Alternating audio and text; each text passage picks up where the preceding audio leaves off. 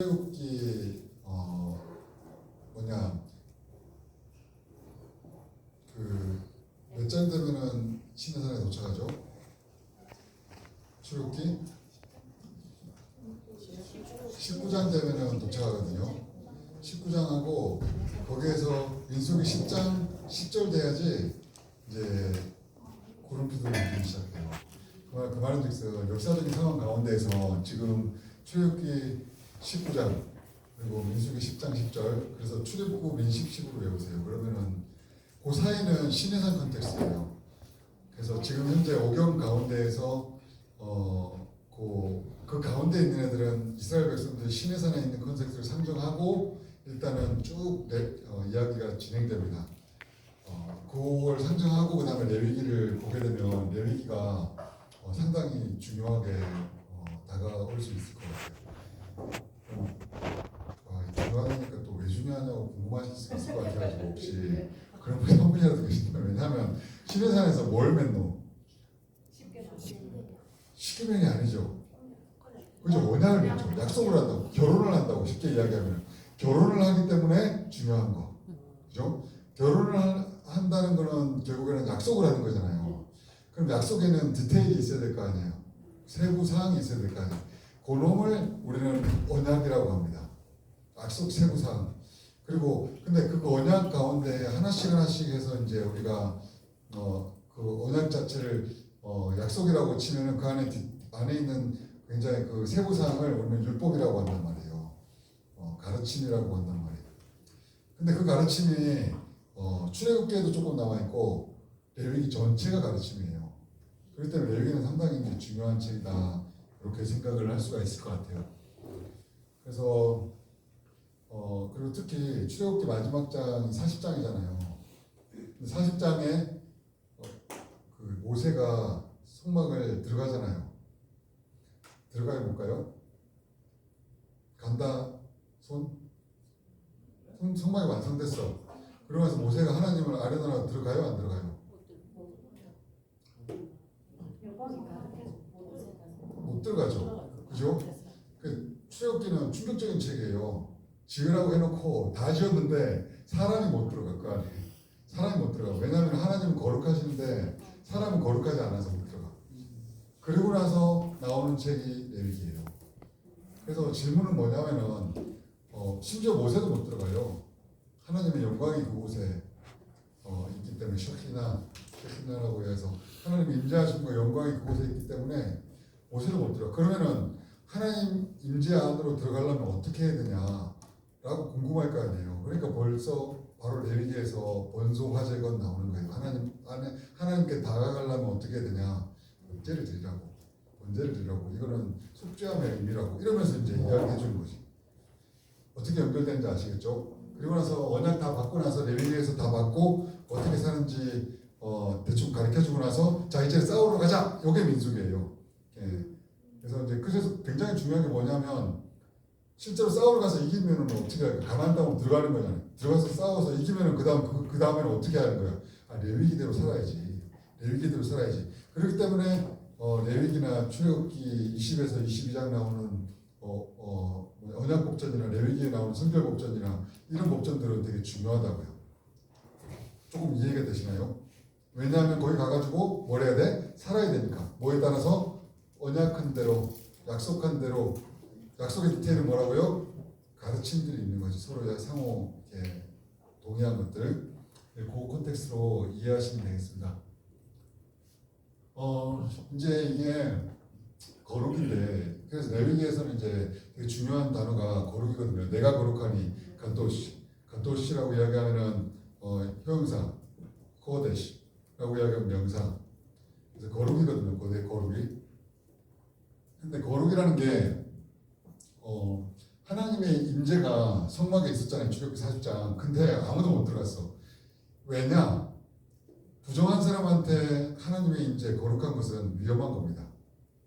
오케이? 이해가 돼요? 개념이요? 거룩의 개념이 그런 거예요. 거룩은 위험한 거예요, 일단은. 왜냐하면 마치 이게 태양과 같은 거라서 태양에 가까이 가면 우주선은 소멸하잖아요. 녹아버리잖아요. 이 거룩은 그런 거거든요. 그렇기 때문에 거룩하지 않은 사람이 거룩한 하나님께 가려고 그러면 같이 하나님께 나아가기 합당한 상태가 돼야 돼. 오케이? 요거를 어떤 상태라고 해요? 어떤 상태?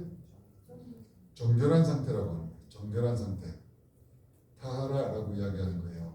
타하라. 정결한 상태. 나아가기 합당한 상태. 그리고 나아가기 합당한 사람이 하나님께 드려졌어. 그러면 어떤 상태가 되는 거야? 거룩한 상태가 되는 거예요. 오케이? 정결하지 않은 사람이 거룩할 수 있어요? 절대로 없어요.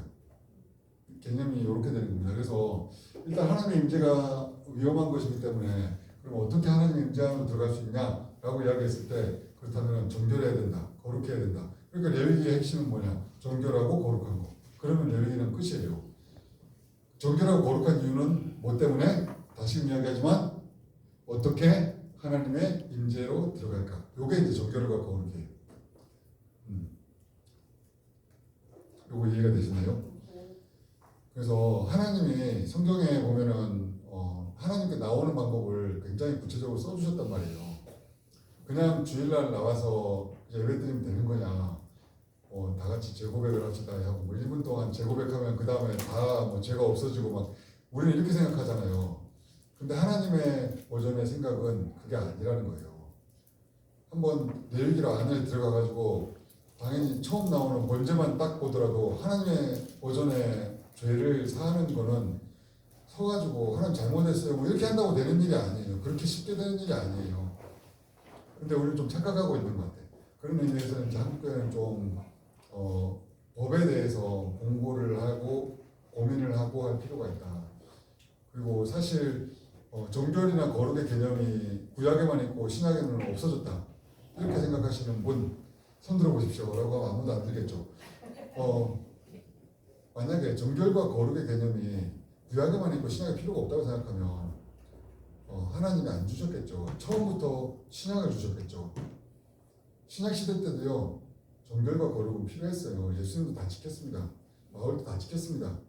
저희 정결과 거룩함은 다 지켰던 거예요. 안 지켰던 게 아니에요.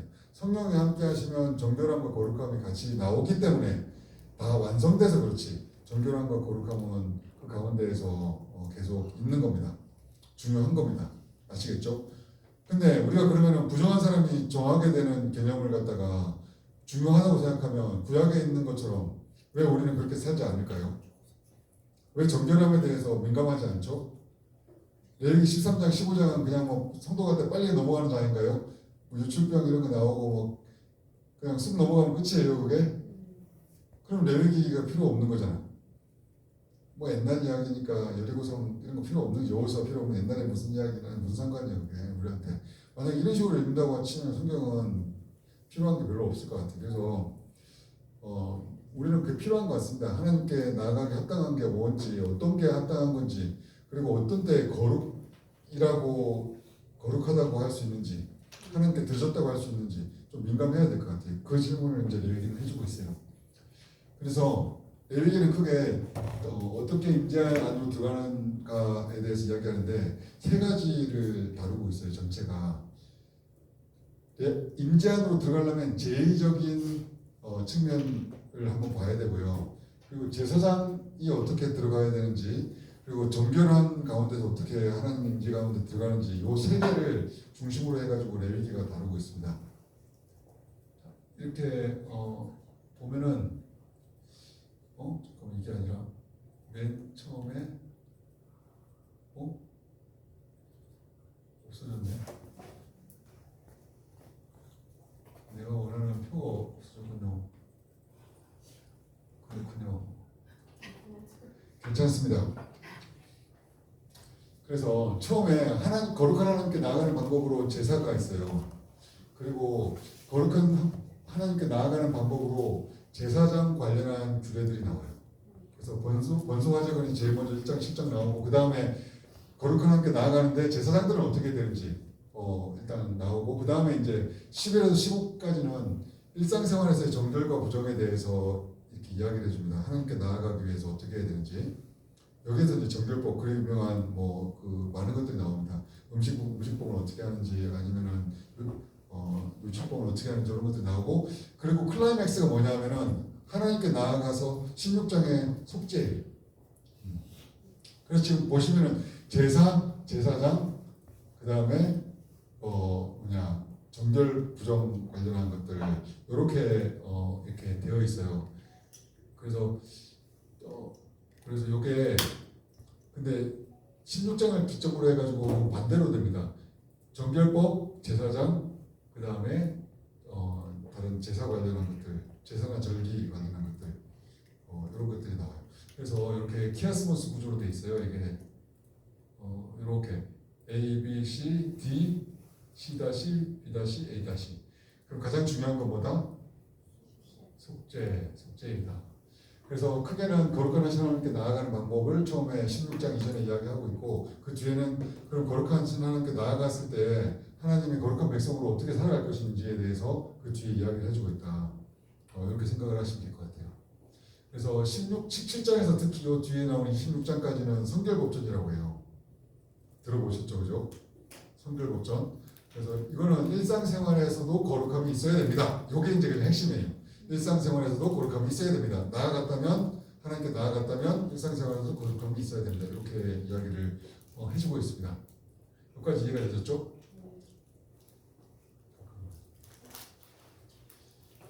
그래서 이렇게 제1 제사장 정결법 속죄, 그리고 정결법 제사장 제2 이런 식으로 되어 있다는 것을 기억을 하고, 제일 먼저 이제 크게 이제 지금은 좀 스케치만 좀 하고 이렇게 짚는 거는 특정 구절 몇 개만 이제 조금 짚고 그냥 넘어가도록 할게요. 일단 동물 제사 관련해서는, 원소화 제건 관련해서는 감사랑 속죄 크게 두 개밖에 없어요. 속죄는 우리가 잘 알면 원죄, 속죄제, 속건제 이렇게 이게 속죄의 의미고요. 그다음에 소제랑 화목제가 감사예요. 아시겠죠? 그러니까 하나님께 나아갈 때 어떻게 나아가야 된다? 속죄를 하고 나아가야 된다. 감사하고 나아가야 된다. 이런 거죠. 속죄를 하고 감사하고 나아가야 된다. 오케이? 그러면 이제 그리고 그런데 그런 하나님께 나아갈 때 제의적인 면이 실제로 마지막에 이제 23, 27에도 제의적인 면이 나오게 되는데, 우리 일상의 삶 가운데서도 제의라고 이야기해요. 정해진 때에 정해진 방법으로 하나님께 나아가서 소도 드리고 양도 드리고, 특히 언제 많이 드리냐면 장막절 때 떼거지로 많이 드려요. 7.7절과 6월절보다는 장막절 때 많이 드려요.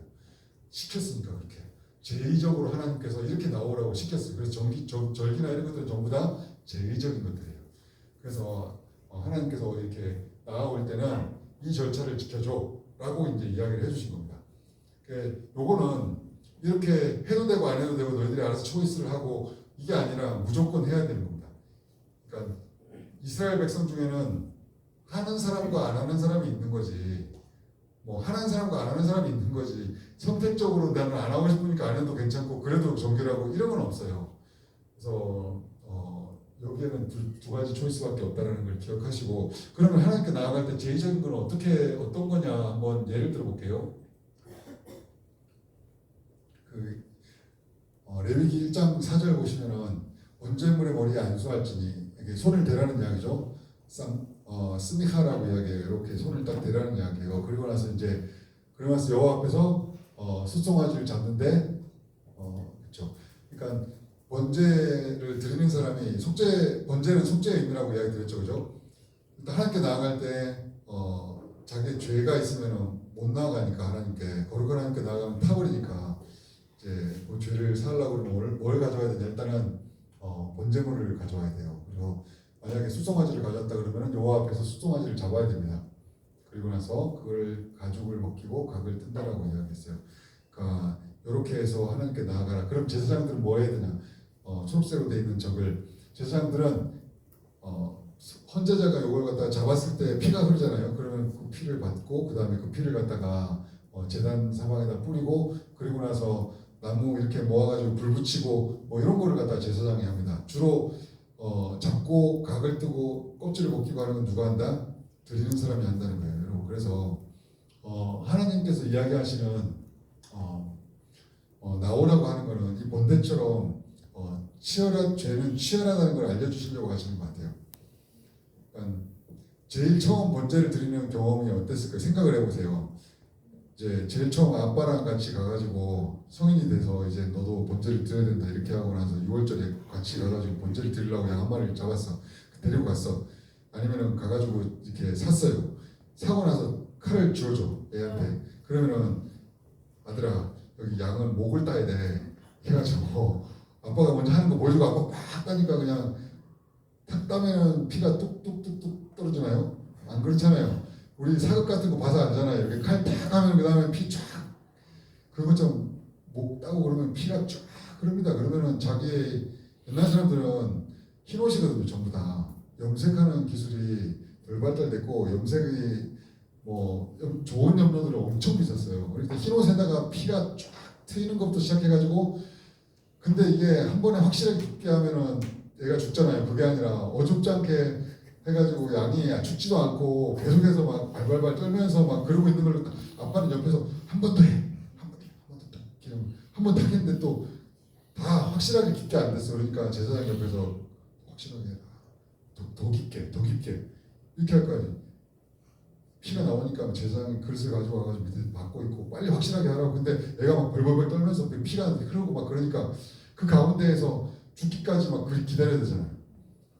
양은 덩치가 작으니까 그렇지 소 같은 거 죽이려면 얼마나 힘든데요. 진짜 생명을 끊는 건 어렵습니다. 자세한 설명을 생략하고 근데 그것뿐만이 아니라 일단은 죽이고 나서도 문제예요. 다 죽었으면 각을 떠야 되는데 동물의 발쪽에 이렇게 상처를 내 가지고 벗기거든요. 그러면은 통째로 벗겨져요. 처음 해보는 사람이 얼마나 능숙하게 잘할까요? 피 막 튀고 이렇게 해가지고 죽긴 죽었는데 이렇게 흠집 내가지고 처음 해보니까 막 썰어야 될 거 아니에요. 이렇게 발목도 썰고 손목도 썰고 막 이래가지고 가죽을 당겨가지고 처음 해보니까 잘 안 되니까 막 이리 당겼다가 저리 당겼다가 막 옆에 있는 사람 도와주고 싶을 심정일 거 아니에요.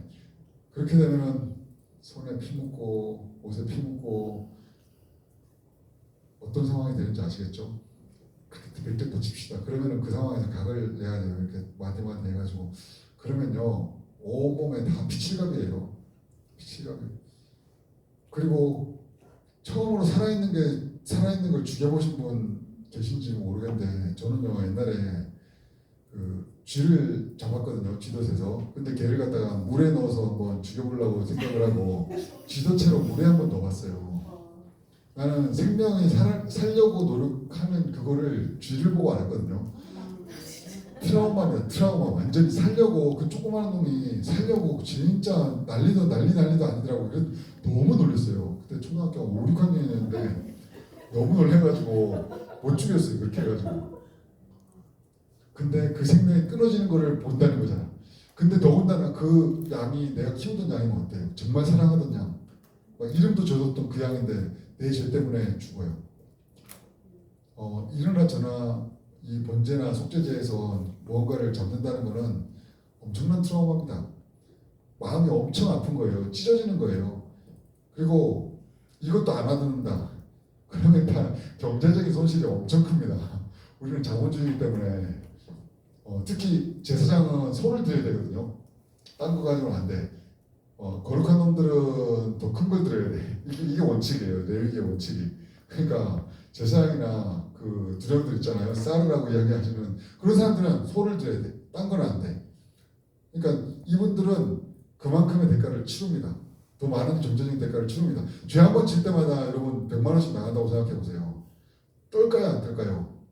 아니 양도 한 300불 하거든요. 300불이면 얼마? 40만 원씩 하잖아. 죄 한 번 지면 40만 원씩 깨지는 거예요. 죄가 떨리겠죠? 여러분, 죄가 하나님께 나아가려면 이 정도의 대가를 치러야 된다는 거예요. 이게 그래서 여기서 이제 약간 학문적인 이슈를 알려드리면 이 스미카라고 하는 안수 있잖아요. 이게 어떤 의미인지에 대해서 학자들이 고민을 많이 했어요. 여기 사마카라고 손을 대라고 이야기는 나와 있지만 정확하게 이게 어떤 의미인지는 안 나와 있거든요. 이 안에. 그래서 크게는 세 가지로 이야기합니다. 처음에 딱 양에게 손을 대잖아요. 그러면 이게 하나님 얘가 내 겁니다. 그래서 얘가 내 거기 때문에 두 번째 나 대신해서 죽습니다. 이거 딱 하면서 하나님 얘가 내 대신해서 죽습니다. 내지는 아니면 첫 번째 이거 내 겁니다 하나님 이거 제가 드립니다.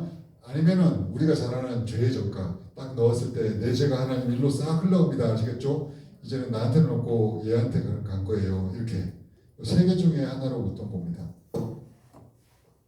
이렇게 이제 세 가지를 학자들이 이야기하고 있다는 걸 아시고 그래서 이제 내가 배운 것들이나 이런 것들이 어디에 속하는가 정도는 조금 알고 있어야지 전문가가 아닌가 싶어요. 그래서 여러분들이 이제 신대원도 하시고 안수도 받고 하면은 그래서 자 요게 이제 처음에 나아가는 거 본소 화재건으로 이제 이렇게 나아갑니다. 그래서 본제는 항상 본제만 드리는 게 아니에요. 소제도 같이 드립니다. 속죄만 하는 게 아니에요. 감사도 같이 해야 돼. 그래가지고 막 마음을 찢었으면 동시에 하나님 감사합니다도 같이 하면서 하나님께 나아가는 거야. 알겠지? 기본이 이거야. 너 돈도 내야 돼. 돈도 내야 되고 마음도 찢어야 되고 감사도 해야 되고 이렇게 나오는 거다 나한테는 이라고 하나님께서 이야기를 해주셨어요. 그리고 마지막에 뭐라고 이야기해 주시냐? 그게 나올 때만 그런 게 아니라 너희 삶 가운데서도 그렇게 돼야 돼. 이렇게 하시면서 이제 제의적인 것들 23장, 27장 이야기해 주시잖아요.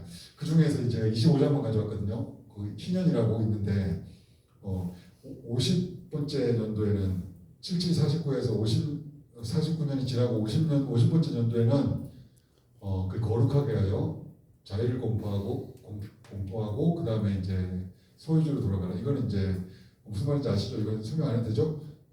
노예가 된 친구들 혹시 히브리 종들 있으면 다 돌려보내는 거예요. 자, 집으로 가라는 이야기예요. 이게 50년째 있다는 거예요. 그러니까 하나님께 다가가는 그 거룩함이 다가갈 때만 있는 게 아니라 우리 삶 가운데서도 7년째도 있고 14년째도 있고 21년째도 있고 이렇게 쭉 해가지고 7년마다 계속 있다가 어느 순간에는 전부 다 되는 이런 것들이 그게 나에게 내가 원하는 거룩이다. 그게 나한테 나오는 방법이다. 이게 라고 이제 이야기를 해주신 거죠. 그래서 하나님은 이제 하나님과 사람과의 거룩뿐만 아니라 사람과 사람 사이에도 거룩을 주셨습니다. 그게 이제 희년이에요. 희년은 그런 의미에서는 이제 경제적 재분배, 정의 실현 이런 겁니다. 하나님께서 이웃과 관계를 어떻게 하기를 원하시냐라고 했을 때 이렇게 하라는 이야기예요. 그래서 그 거룩이라는 거는 윤리 코드이기도 합니다. 동시에 사람과의 관계이기도 해요. 하나님과의 관계이기도 하고.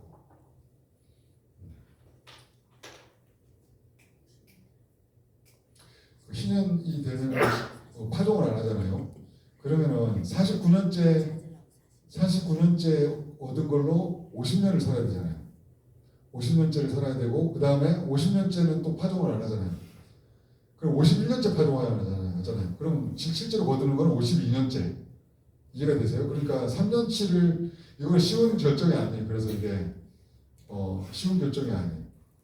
그래서 이제 이게 이웃과의 관계를 나타내는 거다. 이게 거룩이다라고 이야기를 해주셨어요.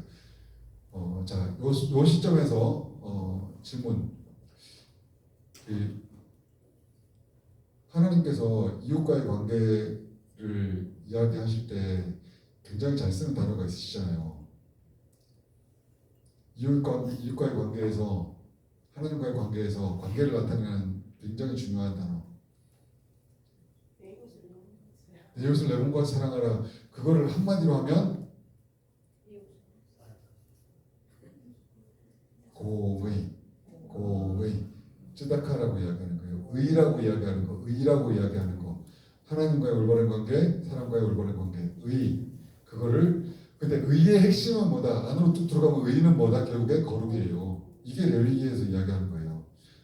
이 쯔다카가 뭐냐? 결국에는 거룩이 있어야 된다. 그 거룩은 경제적인 곳에서도 거룩이다. 샘플로 이렇게 해주신 거지.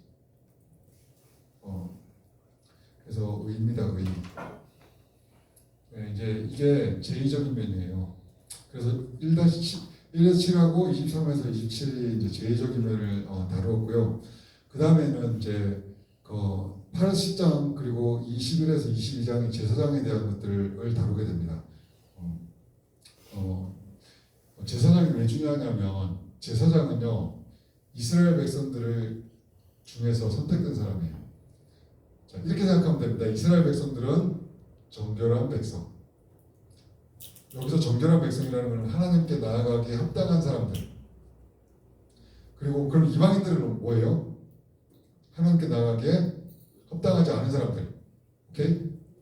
이스라엘 백성은 하나님께 나아가 합당한 사람들. 그 중에서도 선택했어요. 구별했어요. 이 사람들 누구? 제사장. 이 사람들은 거룩한 사람들이야. 요거 이 세계관이 이해가 되세요? 그렇기 때문에 사도행전에서 이방인들에게 성령이 임했다는 것은 정말 충격적인 일이에요. 왜냐하면 하나님께 나아가기 합당하지 않은 사람들이 기본적으로 디폴트 값이 하나님께 나아가기 합당하지 않은 사람들인데 갑자기 이 사람들에게 성령이 임한다는 건 하나님 먼저 찾아오셨다는 이야기잖아요. 근데 성경을 아는 사람들은 이해가 안 되는 거예요. 하나님, 이 사람들은 언약 백성도 아니고 정결한 사람들도 아닌데 제사장도 아닌데 아니 제사장에게 성령이 임하는 것도 아니고 뭐 이스라엘에도 임하는 이것 두 개는 이해하겠지만 이방인한테 임한다고요? 그래서 아니다. 니들도 정결하게 되어야 된다. 이스라엘 백성은 되어야 된다. 계속 바울 쫓아다니면서 이렇게 괴롭혔던 사람들이 이 세계관을 갖고 있어서 그래요. 그리고 지금 레위기의 세계관은요. 그 당시에 2차 성전 시대에 모든 유대인 공동체들이 다 갖고 있던 세계관이에요. 아직까지 신약 시대가 아니에요. 참고로 바울이 있었을 때는 그때 그 사람들이 살던 시대는 어떤 시대다? 구약 시대. 이해가 돼서 이거 이해가 안 되면 신학을 다시 해야 되는데 기본 개념이 없는 거예요 이게. 신약이라는 게 와가지고 시대가 새로 시작한 건 아니에요. 그냥 구약 시대를 살고 있었어요. 그래서 신약에 나오는 모든 성경이라는 단어는 결국엔 뭐예요? 다 구약이잖아요. 신약에 나오는 성경이라는 단어 중에서 신약을 이야기하는 건 하나도 없잖아요. 상식부터 알고 계시죠? 그래서 제사장은 그렇게 이스라엘에서 정결한 그룹에서 이제 거룩한 사람들이기 때문에 결국에는 하나님께 나아가기에 제일적으로 사람들이 나아가는 것은 이스라엘 백성들. 그 다음 제사장은 어떻게 나와야 되는지에 대해서 이야기를 해줍니다. 그러니까 쉽게 이야기하면 그냥 제사장은 더 높은 기준으로 살아야 된다는 이야기예요. 거룩이라는 것 자체는 구별된다는 이야기거든요. 여기서 신기한 게 뭐냐면은 사람만 구별하는 게 아니에요. 동물도 구별합니다. 하나님께 드릴 수 있다는 것은 정결한 소가 우리 집에 10마리가 있다 칩시다. 100마리 중에 10마리만 정결해요. 그 중에서 거룩한 소는요. 하나님께 드리기로 딱 마음 먹고 그렇게 드리기로 딱 한 그 소만 거룩한 거예요. 그거 한 마리 딱 드리겠습니다 하나님. 딱 해서 하면은 그 소 하나만 거룩한 거예요. 소도 거룩한 소가 될 수 있습니다. 사람도 거룩한 사람이 될 수 있습니다. 어떻게 하면 구별돼서 하나님께 드려지는. 그래서 거룩이라는 뜻은 추상적인 개념이 아니에요. 하나님께 나아가기 합당한 것 중에서 하나님께 드려지면 그게 거룩한 거예요. 그래서 거룩한 산제사로 드리라. 너희들의 삶을 거룩한 산제사로 드리라고 하잖아요. 이거 자체가 무슨 말이냐면 지금 여기에서 제의적인 언어를 가지고 구별해가지고 하나님께 드리라는 이야기예요. 삶을 드리라는 이야기예요.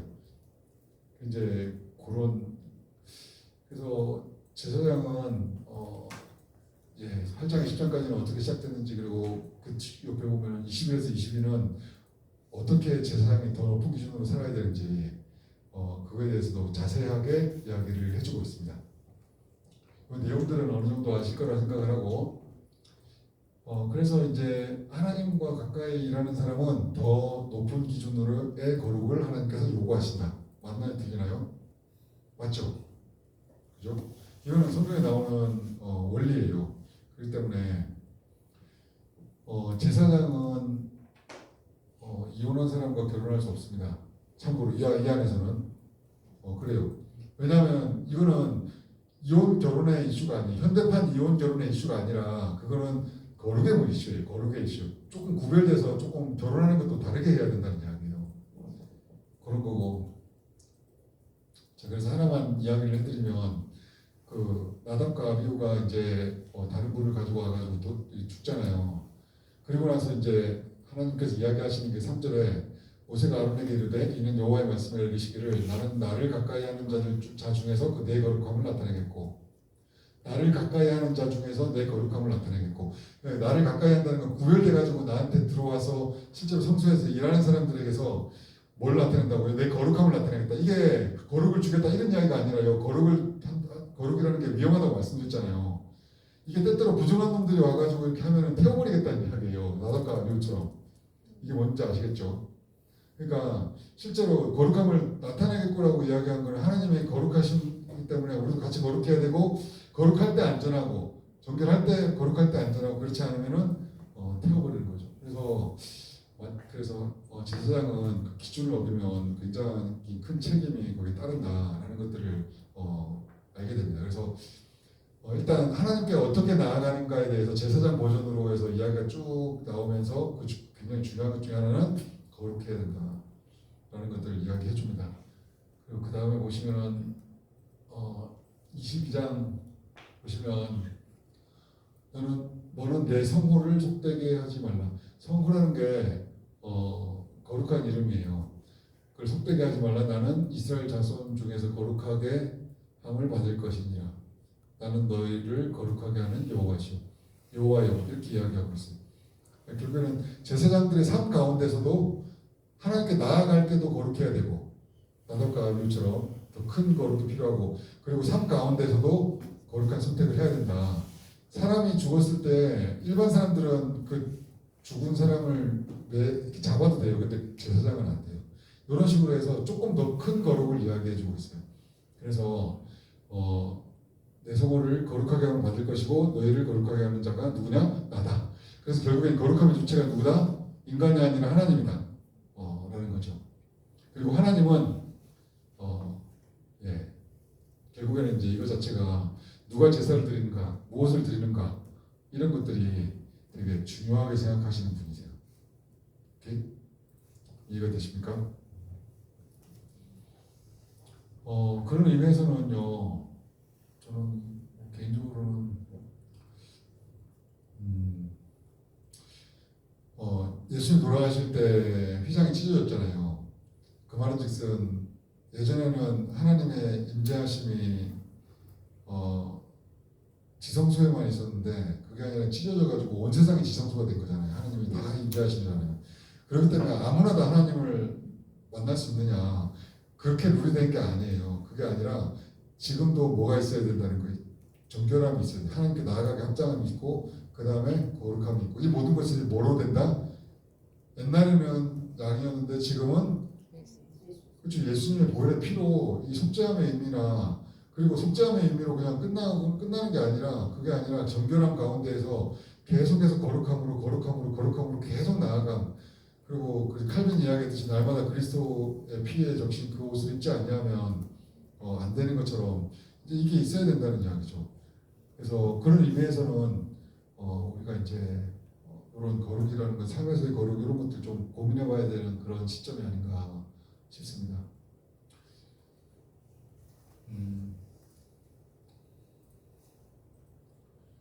자, 그래야 지금 남은 게 이제 가운데 분홍색하고 이제 속죄일인데 11에서 15가 그 유명한 정결법이고 18, 10도 이제 정결법, 그리고 그 사이에 좀 속죄가 들어 있습니다. 그래서 이미 제가 조금 말씀드렸듯이 이 정결법은 하나님께 나아가는데 되게 중요한 법이에요. 유대인들은 정결법을 되게 중요시합니다. 그렇기 때문에 다적으로 이제 왜냐하면 부정한 사람이 하나님께 나아가면 죽기 때문에 이제 그런 거예요. 그리고 참고로 정부정이라는 거는 윤리적인 죄가 있다 이런 개념은 아니에요. 정부정이라는 거는 뭔지 아시겠죠? 정부정은 하나님께 나아가기 합당한지 안 한지 그거를 마킹해주는 도구예요. 마킹해주는 도구. 이때는 하나님께 나가면 안 돼. 이때는 나가도 괜찮아. 라는 거를 삶 가운데서 이제 이야기해주는 거죠. 근데 생각을 해보면 나는 아무리 생각을 해도 하나님이 구약시대 때는 이렇게 구체적으로 먹는 것부터 시작해가지고 뭐 심지어는 건강이 나빠져서 피부병이 이렇게 들거나 이렇게 했을 때도 마찬가지고 굉장히 다방면에서 하나님께서 체크를 하시면서 이때는 나오지 마, 이때는 나와 이렇게 해주셨는데 갑자기 예수님이 오시고 나서 이 모든 것들이 다 없어져 버리고 그냥 아무 때나 나가도 된다? 난 좀 뭔가가 이상한 것 같아요. 예수님이 오시고 나서 아무 때나 나갈 수 있죠. 근데 중요한 거는 뭐냐면은 성경에 나오는 구약에 나오는 정결함과 거룩함이라는 이 개념은 보혈의 피 가운데 성령의 거룩하신 가운데 다 녹아 있어야 돼요 이미. 그래서 이제 이 레벨로 같이 고민해 보는 건 어떨까 이런 생각을 해봅니다. 보세요. 언제 정결하냐? 동물도 정결한 동물과 부정한 동물이 있어요. 그 말은즉슨 사반이나 이런 애들은 정결의 부정이에요. 부정하죠. 못 먹어요. 사바는 부정해서 하나님께 드리지를 못해요. 하나님께 드리기 합당하지 않아요. 그렇기 때문에 하나님께 드리기 합당한 동물도 정해놓으셨어요. 그럼 하나님이 어떤 동물만 편애하시냐? 그런 게 아니고요. 동물도 나눠놓으셔가지고 동물을 볼 때도 우리는 하나님께 나아갈 수 있는가 없는가를 생각한다는 이야기예요. 동물을 볼 때도. 그래서 밥을 먹을 때도 하나님께 드리기 합당한지 안 하는지 우리가 먹을 수 있는지 없는지도 이렇게 우리가 계속 생각하게 됩니다. 밥을 먹을 때도 생각하게 되는 거죠. 그래서 갈치를 못 먹는 거는 못 먹으면서 이걸 먹지 말라고 하셨지 이러면서 하나님도 생각하게 되고 그래서 이 정결하고 부정이라는 개념 자체가 인간을 올가매라고 한 게 아니라 시시때때로 어느 순간에도 하나님을 생각할 수 있도록 해준 장치라는 거지. 죽은 동물을 만질 때 부정하고 피부병 어때요? 정확히 뭘 이야기하는 거죠? 하나님께 나아가게 합당한 것 거룩 이게 전부 다 생명이거든요. 다른 말로 이야기하면 이 생명일 때랑 생명이 아닌 때는 구별하는 이야기예요. 생명일 때랑 생명이 아닐 때 다르게 이야기하면 생명일 때랑 죽음일 때를 구별하는 이야기예요.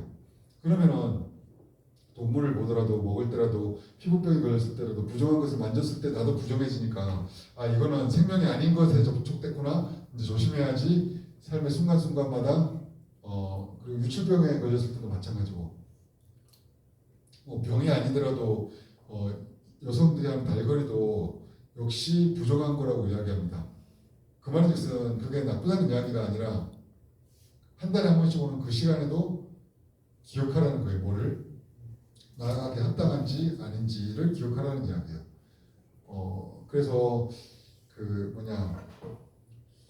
바세바랑 다윗이 동침할 때 그 유명한 바세바의 한마디 있지 않습니까? 저 이제 생리가 끝나서요 정결한 여자입니다. 딱 이렇게 이야기하고 그 다음에 동침하거든요. 그게 그 엄청난 센스예요. 이걸 그러니까 바세바는 뭘 지키는 사람이냐면 그렇지 레위기의 정결법을 지키는 여자였던 거예요. 알고 봤더니. 근데 문제는 뭐냐면 출애굽기 20장에 간음하지 말라 요거를 뭐 안 지켰던 거지. 정말 놀랄 입장인 거죠. 조그만 거는 딱 그것도 다윗한테 이야기한다니까요. 그렇죠. 놀랐습니다. 그거 이제 예. 어쨌든 이 정결한 것과 정결하지 않은 것은 생명이냐 생명이 아니냐를 가지고 이제 이렇게 정해져 있습니다. 그래서 이걸 쭉 읽어보시면은 삶 가운데에서 순간순간마다 생명인지 죽음인지를 구별할 수밖에 없게 돼 있어요. 이제 유대인들은 이걸 지킵니다. 지금도. 그래서 그걸 지키는 삶을 살다 보니까 딴 사람들하고 식탁 교제가 안 돼요. 안 됩니다. 왜냐하면 나는 그렇죠. 저걸 다 지키는데 저걸 안 지키는 사람이 와가지고 이렇게 파티에 초대한다. 그럼 파티 초대해가지고 이렇게 돼지고기로 만든 이렇게 탕수육 좀 한번 딱 먹고 그러면은 안 되잖아요. 돼지고기 아니라도 코셔 키친으로서 식탁법 코셔 키친에 쓰는 칼로 도마로 그릇으로 그릇도 두 벌이라 해야 돼요. 고기에 쓰는 그릇하고 우유에 쓰는 그릇하고 두 개라 해야 돼요. 칼도 두 벌이라 해야 되고 이렇게 해서 만든 음식 아니면은 먹을 수가 없는 거지. 그러니까 이방인하고 식탁 교제는 안 돼. 거의 힘든데 불가능한데 베드로가 하다가 막 이렇게 예루살렘에서 오니까 쫄려가지고 막 이렇게 피하고 그래서 완전히 바울이 쪽팔리게 만들고 막 이런 일이 일어나게 되는 거죠. 정결법입니다, 여러분. 하나님께 나아갈 때는 저렇게 나아가야 된다고 하나님께서 이야기해 주신 거예요.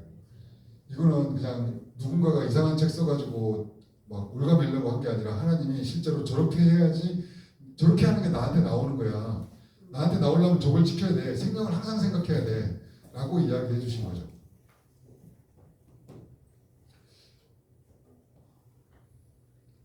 그래서 그게 이제 그 뒤에 보면은 이제 정결법 18에서 20장에도 보면은 역시 사회적이나 그런 것들에 대해서 이제 똑같이 정결법에 관해서 이야기해 주십니다.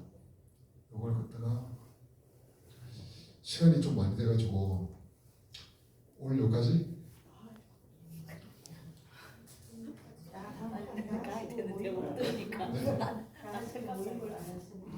다 하고 모임을 안 한다고요? 그래요? 오케이. 그러면 자, 그럼 조금만 더 할게요. 일단 정결한 것 중에서 지금 여기서 이제 부정한 여인을 위해서 여호와 앞에서 속죄할지니라 이렇게 나오잖아요. 이게 지금 유출병 있는 여자가 정결한 게 되려면 어떻게 되는지 이런 이야기를 하고 있는 거거든요 지금. 그래서 이게 이스라엘 자손이 그들의 부정에서 떠나게 하여 내 성막을 그들이 더럽히고, 그러니까 부정한 사람이 그 진안에 있으면 뭐가 더러워진다고요? 성막이 더러워져요. 자, 이 개념을 잘 아셔야 됩니다, 여러분. 부정한 사람이 진안에 있으면 뭐가 문제라? 성막이 더러워져요. 성막이. 그러니까 하나님과 이스라엘이 만나는 그 만남의 장소 있잖아요. 이게 더러워져가지고 더 이상 하나님 여기서 이스라엘 만날 수가 없는 거예요. 오케이? 이 세계관을 잘 이해를 하셔야 됩니다. 이게 죄를 짓잖아요. 그럼 뭐가 더러워져요? 성막이 더러워집니다. 성막이. 그러면은 속죄를 해. 그러면 뭐가 깨끗해져? 성막이 깨끗해져. 그럼 이제 거기서 만날 수 있는 거라. 요런 개념이에요. 여기는 부정함 중에서 죽지 않도록 할지니라. 이렇게. 그래서 여기는 지금 정결법이라는 것은 단순히 위생 규칙이 아니라요. 이거는 성소를 보호하기 위한 거예요. 부정으로부터 보호하기 위한 거예요. 부정한 사람들이 많아지면 성소가 더러워집니다. 성소가 더러워지면 더 이상 만날 수가 없다. 만날 수 없으면 안 만나면 되는 거 아니냐. 그렇죠.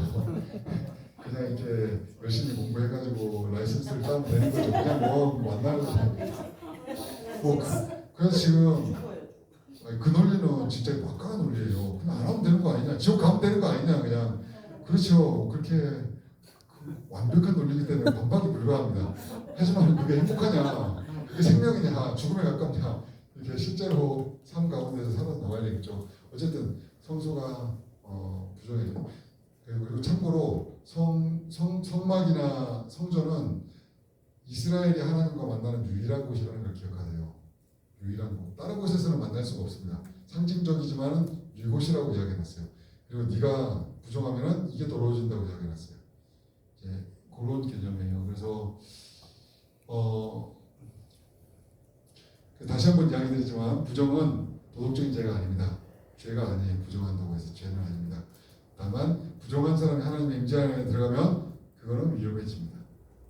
아시겠죠? 부정이라는 거는 하나님께 나아가기 합당한지 합당하지 않은지 요거를 갖다가 이제 정결하다 부정하다 이야기하는. 그 정결하다 그 기준이 생명이 있는가 없는가? 아니라 그게 아니고 정결한 거는 하나님께 나아가기 합당한 것, 부정한 거는 하나님께 나아가기 합당하지 않은 것. 근데 레위기에 나오는 정결법을 대충 이렇게 쭉 보면은 하나님께 나눠놓으신 그 기준이 생명인 것과 생명이지 않은 것을 가지고 정결과 부정으로 나눠놓으셨어요.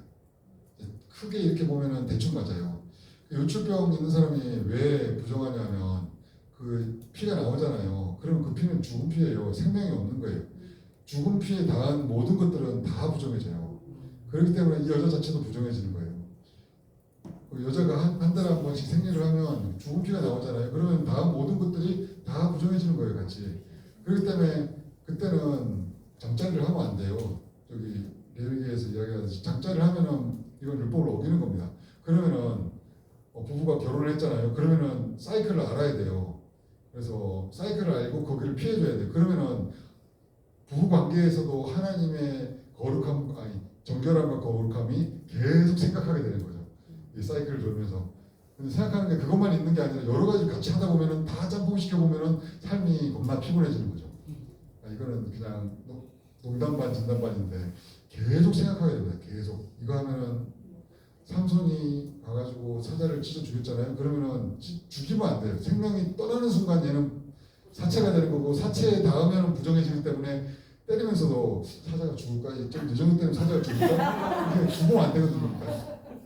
근데 삼손은 어떻게 했냐? 찢어 죽여놓고는 그리고 와가지고 엄마 아빠한테 아무 이야기 안 했더라. 이렇게 나와요. 그 이야기를 보면 이야기를 안 했다는 거는 부정해진 손을 가지고 밥을 먹고 테이블을 만지고 그러면 엄마 아빠도 전부 다 그 테이블을 다 같이 해가지고 밥을 먹었을 텐데 젓가락 지금을 같이 그냥 온 가족이 그냥 다 와가지고 부정 이렇게 됐는데도 불구하고 아무 이야기를 안 했다.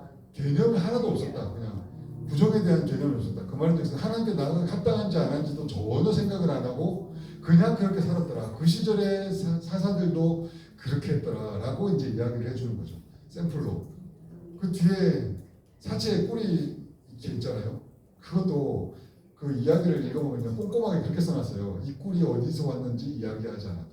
이게 무슨 말이냐면은 그냥 뭐 어디서 왔는지 이걸 뭐 출처를 안 밝혔다 이런 이야기가 아니라요. 사체에 당한 부정한 꿀인데 그걸 갖다 줬으면 엄마 이거 못 드세요 이렇게 해야 되는데 그게 아니라 그냥 갖다 주고 그걸 먹게 하면 엄마 아빠 다 부정해지지 건강적 부정해지지 이렇게 그냥 막 똥행 뒹굴면서 살았더라. 이런 이야기를 하는 거죠. 그래서 이게 부정한다는 거는 하나님께 나아가기 합당하지 않은 건데 이제 그때 나아가면은 위험하다. 그리고 이게 이제 11, 15고요. 그리고 그 뒤에도 계속해서 이제 이야기를 해줍니다. 정결 관련해서 이게 근데 이 하나님께 나아가 합당한 거 합당하지 않은 게 정결법 가지고만 뭐 유치병이나 이런 것만 있는 게 아니라 우리 삶 가운데서도 하나님께 나아가기 합당한 행동들이 있다는 거예요. 예를 들면 이런 거죠. 19장 2절은 우리가 다 아는 거잖아요. 너희는 거룩하라. 이는 나 여호와 너희 하나님 거룩하면 이렇게 이야기해주고 있잖아요. 근데 이게 하나님께 나오게 정결하고 거룩한 게 뭐냐라고 이야기했을 때 이게 그냥 제의적인 것만 그런 게 아니라 그냥 정결법 지키는 것만 그런 게 아니라 이웃과의 관계 가운데서도 정결한 게 있는 거다. 그 예를 들면 이런 거다라고 이야기하면서 부모를 공경해라. 안식일을 지켜라. 곡식을 거둘 때 반모퉁이까지 다 해보지 말고 반모퉁이는 남겨둬라. 이런 게 결국에는 거룩이다. 이런 게 거룩인 거고 이런 게 정결한 거다. 하나님께 나아오게 합당한 거다. 반모퉁이 남겨놓고 하나님께 나와. 그게 정결한 거야. 네가 반모퉁이 안 남겨놓으면은 하나님께 나아가기 합당하지 않은 거야. 폐하복이라고 하거든요. 폐하가 반모퉁이에요. 그리고 일꾼의 품삯을 그날그날 줘야 되는데 품삯을 아침까지 밤새도록 내게 두지 말며 안 주고 미루고 그러고 나서 장로님 뭐 회사 오너 이렇게 예배 드리러 나오셔가지고 하나님 뭐 거룩하신 하나님 이렇게 이야기하면은 야 너 지금 그거 정결한 거 아니야. 나오기 합당한 거 아니야. 삶 가운데서도 이런 정결함이 있어야 돼 라고 이제 이야기를 해주시는 거예요. 그래서 지금 여기 보시면은 귀머거리를 저주하지 말라고 했죠.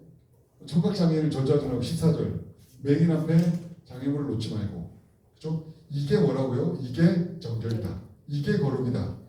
이게 거룩이다. 이게 하나님께 나오는 그 거룩함이 일상 가운데서도 같이 그렇게 살았으면 좋겠다라고 요거를 다른 말로 하면 사랑이잖아요. 성경은요 개념이 좀 희한해요. 제가 말씀드렸잖아요. 올바른 관계가 딱 공이고 공의의 핵심은 거룩이고 거룩이 사랑이에요 그냥.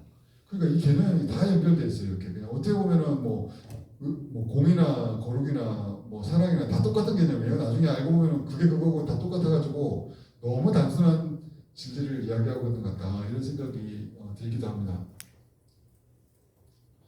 자 그리하여 이제 16장만 남았어요. 지금 저게 18에서 20은 삶 가운데서 어떻게 정결하게 삶을 내는지를 이야기하고 있다면 가운데 16장인데 이스라엘 대신 죽는 남자들 이렇게 나와 있는데 그 속죄일날 죽는 게 염소 2마리만 죽는 건 아니에요. 제사장을 위해서 송아지도 죽고 막 그래요. 송아지도 죽고 양도 죽고 막 많이 죽는데 주로 이제 초점을 맞춰주는 거는 이스라엘을 위해서 죽는 염소 2마리가 이제 초점을 맞춰줍니다. 한 놈은 번제를 태워드리고 한 놈은 아사셀 염소로 해가지고 안수한 다음에 광야로 보내요. 이렇게 이제 나오게 되는데 이제 하나님이 뭘 알려주시냐면은 너희들이 나한테 나오려고 하면은 그냥 나오면 안 되고 이렇게 나와야 된다라고 죄사하는 법을 알려주시고 그 원칙을 지킬 것을 요구하고 계십니다. 이제 근데 속죄일을 이렇게 정하셔가지고 속죄일이 70일이거든요. 며칠인지 아세요? 자, 1번 1일, 2번 10일, 3번 15일, 4번 25일. 70월? 며칠?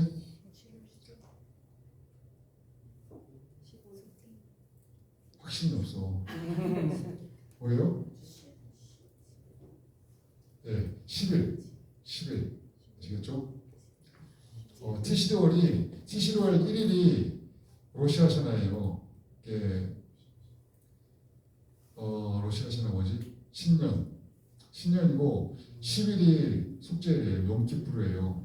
15일이 장막절이에요. 이렇게 해가지고 티시리월에 절기 3개가 한꺼번에 모여 있어요. 그래서 이스라엘을 가고 싶다. 그러면은 요게 있는 요 시간에 가시면은 많은 것들을 볼 수 있습니다. 티시리월 전에 이제 딱 가가지고 하면은 그 시장 같은 데 가면은 막 이렇게 닭 같은 거 카파로 하는 거 볼 수 있고요. 요새는 닭을 이렇게 해가지고 닭 잡거든요. 양이나 이런 거 잡는 건 아니고 그런 것도 볼 수 있고 그다음에 신년 때 그 올시티 가면은 거기에서 쇼파를 보는 것도 볼 수 있어요. 신년 쇼파를 보고 속죄일까지 그 10일 동안에 그 야림 노라임이라고 무서운 날들 10일을 그때 회개해야 되는 뭐 그것도 이제 있고 그다음에 속죄일 있고 그다음에 장막절로 들어가야 돼요. 그리고 그때쯤 돼가지고 그 전이 보통 건기고 그 뒤가 오기예요. 보통 장막절 기준으로 해가지고 어쨌든 지금 여기에서는 이스라엘 대신에 이렇게 하나님께서 특별하게 이제 나올 때 이스라엘 백성들을 속죄하는 시간을 이제 허락해 주셨어요. 티시리월 10일 날. 염소를 2마리 하고 하나는 여호와를 위하여, 하나는 아사셀을 위하여 이렇게 하는데 이게 지금 도전이 내가 원하는 버전이 아니구나. 어쨌든 그 중요하지 않다. 이게 혹시 지금 제가 이야기하는 요 구분 있잖아요. 이 구분이 누가 했는지 아세요? 1에서 7, 8에서 10, 11에서 15, 16, 17 해가지고 이렇게 구분해서 하나님께 나아가는 법, 하나님께 나아가서 일상생활에서 이렇게 정결하게 사는 거 이거 누가 구분했는지 아세요? 잠깐만, 그게 아니라 학자 중에 누가 했냐고 그걸 갖다가 이런 거 안 배우세요? 밀그롬이라고 들어보셨어요? 제이콥 밀그롬이라고? 밀그롬. 오경 다 배우신 거 아니에요? 밀그롬이라고 하시는 분이 유대인 학자인데 이분이 그 레위기 주석을 3권으로 쓰셨어요. 근데 이분이 이렇게 나눴어요. 이거 갖다가 지금 요 방식으로 이렇게 해가지고 하나님께 나아가게 지금 거의 여기저기에서 밀그롬의 분류를 지금 다 따르고 있어요. 그래서 이게 편하거든요. 이해하기가 편하거든요. 이거는 제가 만든 게 아닙니다. 밀그롬이 만들어놨고 그리고 참고로 레위기에서 가장 좋은 주석 3개를 이야기해줘 그러면은 밀그롬의 그 레비티쿠스는 그냥 넘버원으로 항상 올라가요. 그냥. 그래서 레위기 주석 어떤 걸 사야 돼요? 그렇게 하면은 밀그롬 걸 사든지 아니면 WBC의 고든앤런 걸 사든지 뭐 이렇게 하시면 됩니다. 밀그롬 거는 근데 약간 조금 이분 유대학자라서 조금 특색이 있어요. 복음주의 학자가 쓴 게 아니에요. 근데 많은 사람들이 따라서 그렇지. 어쨌든 속죄일인데 여기서 이제 하나님 광야로 보냈다는 거죠. 그러면 번제로 죽은 염소는 번제로 된 염소는 당연히 죽겠죠. 그리고 한수하고 광야로 간 염소는 어떻게 된다? 결국에 죽는 거지. 그래서 핵심은 뭐냐면 이렇게 해가지고 뭘 한다는 게 아니에요. 이렇게 해서 뭘 한다? 16절을 한번 읽어보십시오. 다 같이 읽어봅시다. 시작. 곧 이스라엘의 부정과 그들의 공한 모든 죄로 말미암아 지성소를 위하여 속죄하고 또 그들의 부정한 중에 있는 회막을 위하여 그같이 할 것이야. 속죄를 하는데 이 속죄제 염소를 잡는데 그 효과가 어떻게 되냐면은 지성소를 속죄한대요. 지성소를 깨끗하게 한대요. 아까 그 세계관 이야기 드렸죠. 지성소 깨끗하게 하고 부정한 중에 있는 회막을 또 깨끗하게 한대요. 이게 뭔지 아시겠죠, 그죠? 그래서 이게 이스라엘의 죄를 갖다가 이렇게 밀그롬의 입장이에요. 이거는 밀그롬은 그렇게 해석을 합니다. 이 사람은 죄를 사하는 거냐 이게 성소를 깨끗하게 하는 거냐라고 이야기했을 때 이건 성소를 깨끗하게 하는 거다라고 이제 해석을 해요.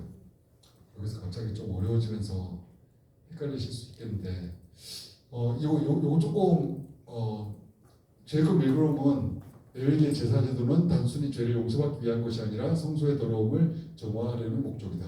이렇게 이야기해요. 이분이 이야기하시는 거의 장점은 뭐냐면 여기에서 이제 이야기하는 16절에 있는 지성소를 위하여 속죄하고 부정한 중에 있는 회망을 위하여 또 속죄하는 깨끗하게 하는 요 구절을 가지고 이제 이렇게 해석을 하기도 하세요. 그러면 속죄하는 게 성소만 속죄하냐? 아니에요. 사람도 속죄합니다. 제사장도 속죄해요. 그렇기 때문에 굳이 성소를 깨끗하게 한다 그것만 맞는 건 아닌 것 같아요. 사람도 깨끗하게 합니다. 죄도 깨끗하게 합니다. 그것도 맞는 것 같아요. 양쪽 다 가능한 해석인 것 같긴 해요. 어쨌든 중요한 거는 어떻게 한다? 이걸 통해서 이스라엘 백성들이 하나님과 관계를 맺고 이제 정결하고 거룩하게 살아갈 수 있도록 하나님께서 이렇게 장치를 해놓으신 거예요. 이게 이제 레위기예요. 그래서 이제 아까 요 순서대로 이제 쭉 이야기를 했는데, 네. 어쨌든 자, 그 안으로 들어가면 길을 헤매일 것 같아서 이제 이 정도로 하고, 그 레위기는 크게 뭐에 대한 거다? 제의에 대한 거, 제사장에 대한 거, 정결에 대한 거, 요 세 개를 처음에 다루고 속죄, 그 다음에 다시 세 개를 다루고 이런 식으로 되어 있다. 하나님께 나아가기에 어떻게 나아가는지, 그리고 나아간 사람들이 어떻게 거룩하게 사는지 요거를 이야기해 주는 게 레위기다. 이렇게 생각할 수 있을 것 같아요. 질문? 네? 이거는 안으로 들어가면 좀 머리가 아픈 이야기가 있어서 그거는 이제 일부러 안 했고, 뭐가 대단한 게 있는 건 아니에요. 대단한 게 있는 건 아니고. 레위기를 갖다가 지금 현대 우리 지금 신약에 적용하면 어떻게 레위기를 신약에 적용하면 지금 이 시대에 요게 이제 조금 그 고민이긴 한데, 저는 이제 뭐가 없어졌냐면 율법을 바운더리라고 하거든요. 바운더리를 치는 거예요. 이게 엄마 아빠가 애를 키울 때 이렇게 바닷가에 텐트 쳐놓고 놀고 있을 때는 아이에게 여기를 넘어가면 안 된다라고 이야기해 주는 거 있잖아요. 요게 이제 율법이거든요. 근데 우리가 예수 믿고 나서 이게 없어져 버렸어요. 그러니까 이게 없어져 버리니까 애들은 바다도 갔다가 하루에 몇 번씩 죽고, 아니면 죽고 나서 그냥 교회 나가가지고 한 3개월, 3년 이렇게 살다가 그냥 오는 거예요. 이게 이 바운더리가 없으니까 너무 쉽게 무너져요. 그래서 어느 순간에는 좀 이게 좀 회복돼야 되지 않을까 싶어요. 예수 믿는 사람들이 어떻게 살아야 되는가에 대한 그런 지침들, 가르침들 이런 것들을 여러분들 볼 수 있는 책을 기억하세요? 아는 책 있으세요?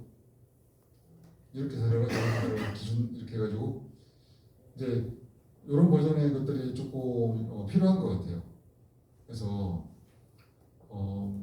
여기서 뭐 18에서 20장에 나오는 그런 정결한 법들 가운데 폐하법만 이야기해도 일부는 가난한 사람들 위해 쓰라는 거잖아요.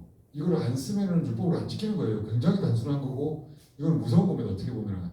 근데 우리는 예수를 믿기 때문에 이걸 당연히 안 지켜도 된다고 생각하잖아요. 이 정신마저 무시해 버리잖아요. 이걸 갖다가. 그러면은 돈 중에서 일부를 가난한 사람에게 안 쓰면은 그거에 대해서는 그렇게 해야 된다. 심지어 예수를 모르는 사람도 이렇게 하는데 예수를 아는 사람은 이 정신을 당연히 적용해야 되겠죠. 청각 장애인에게 저주하지 말라고 이야기했는데 예수를 안 믿는 사람도 그렇게 안 하려고 노력하는데, 예수를 믿는 사람은 거기서 율법이 완성됐다면 당연히 이걸 해야 되겠죠. 그래서 어떻게 보면은 여기 이마에도 묻히고 팔에도 메고 막 문설주에도 묻히고 막 이렇게 해서 잊지 말라는 이야기잖아요. 결국에는 우리가 그만큼 노력하고 있냐고. 뭐 그런 거 다 율법이죠. 뭐 이렇게 이야기하지만 사실은 들어갈 때 나갈 때 유대인들은 저 문설주에다가 키스하거든요. 그러면 빌딩에 들어갈 때, 강의실에 들어갔다 나갈 때 계속 해가지고 기억하는 거예요. 신명기 6장 4절과 이게 저기 적혀 있는 걸 내가 터치하면서 하나님이 유일한 하나님인 것과 사랑해야 된다는 것, 율법을 지켜야 된다는 걸 계속 리마인드 해주는 거죠. 그래서 저는 필요하다고 생각해요. 근데 이제 지금 21세기에 맞는 법, 맞는 식으로 이제 이걸 바꿔야 되겠죠. 우리는 갈치는 절대로 안 먹는다. 이렇게 해가지고 애들한테 갈치 먹지 말라고 하고 게 먹으면 안 되고 뭐 이렇게 할 건지 아니면은 모르겠어요. 이게 해본 적은 없는데 고난주간에 우리 미디어 음식하면 난리 나잖아요. 금단의 현상이 일어나시는데 그러면은 음식도 만약에 고난주간만 딱 해가지고 코셔로 한번 지켜보십시오. 그럼 먹지 말라는 건 안 먹어야 돼. 그럼 우리 돼지고기가 판매고가 줄을한가 모르겠네. 어쨌든 가이드라인 먹는데도 이걸 통해서 하나님을 기억하는 그 장치가 있어야 되는데 그게 아쉬워요. 옷에 술을 달라고 하잖아요. 그걸 달면서 이 술에서 뭐 힘이 나는 게 아니고요. 요거를 달아놓으면 딴 사람이 그걸 볼 때 저 사람은 율법을 아는 사람이구나, 순종하는 사람이구나라는 걸 알고 나도 같이 순종하게 리마인드하고 거기 보면은 민수기 보면은 음행을 피하도록 이렇게 나와 있어요. 심지어는 구체적으로 율법을 리마인드 해가지고 이 도움이 된다는 이야기거든요. 그러니까 이런 장치들이 우리는 없잖아요. 그냥 학교 가가지고 공부하고 있으면 얘가 교회 다니는지 안 다니는지 전혀 구분이 안 되고 밥 먹을 때도 구분이 안 되고 공부할 때도 구분이 안 되고 시험 망치고 나도 구분이 안 되고 이렇게 돼버리면 그런 구분은 언제 돼? 주일날 교회 와야지 돼. 그러고 나서 그 구분은 교회 나가면 끝나버린다면 이건 진짜 아쉽죠. 그러니까 어떻게 보면은 보혈의 피로 나머지를 다 잊어버렸어요. 그래서 보혈의 피를 너무 값싸게 만드는 것 같아요. 율법의 완성이라고 하는 것들을. 그래서 좀 이게 회복돼야 되지 않을까 싶어서 고민을 해보고 있긴 해요. 근데 요거를 하나씩 두 개씩 지키라고 하면 분명히 이상한 사람들이 저거 이상하다 뭐 이런 댓글이 들어올 겁니다 분명히. 그래서 이제 조심스럽긴 합니다. 질문? 자, 기도하겠습니다. 하나님, 저희들 또 오늘 청년을 모여서 같이 청소년 수련에 관련한 강의도 듣고 그리고 레위기도 같이 배웠습니다. 저희들이 얼마 안 되는 지식이지만 하나님께서 알려주신 것들 저희들에게 받은 대로 조금씩 나누고 있습니다. 주께서 함께 하셔서 나눌 때 더욱더 풍성해지는 역사하심 있게 해주십시오. 저희가 나누는 것이 오병이와 같은 작은 것인데 하나님께서 만져주실 때 그것들로 인해서 많은 생명이 살아날 것입니다. 그리고 하나님 나라가 이 가운데 있는 모든 이들에게 그리고 우리가 나누는 모든 이들에게 더욱더 확장될 것입니다. 함께 해주시고 저희와 함께 해주시고 저희들에게 힘과 지혜를 더하여 주시옵소서. 오늘 말씀 예수 그리스도 이름으로 기도합니다. 아멘. 네, 수고하셨습니다.